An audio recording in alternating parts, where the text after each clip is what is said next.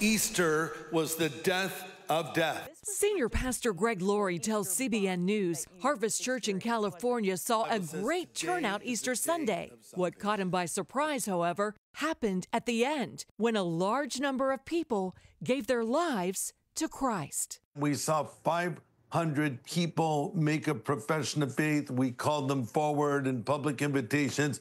It was fantastic. I can't remember an Easter where we had a response like that. Let's talk about Gen Z. Let's talk about this the under 30s. Are you also seeing a lot more young people attend Harvest?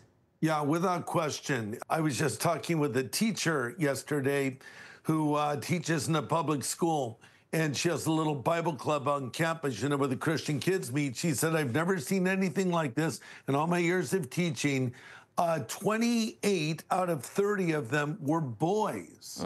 And that's so unusual, Wendy, because usually, hey, you know, girl power, you girls lead the way in spiritual things. And guys are, you know, sometimes passive at best or resistant. But there's been a complete shift. Even the New York Times is reporting that more young men are returning to church. Laurie calls it an exciting sign. And I think one of the reasons for it is just men have been so beaten down in the last, decade or so. They're tired of being browbeaten and young men specifically being told it's bad to be a man, it's bad to be masculine. And there's been a reaction, and I think it's a good reaction. A new study supports these findings among young men and shows an overall increase of nearly 30 million Americans who say they've committed their lives to Christ compared to 5 years ago. I think it represents the idea that commitment to Christ, spiritual openness, it's bubbling over into unexpected places of our society today. There was a master of a house who planted a vineyard. Laurie also cites the success of recent Christian films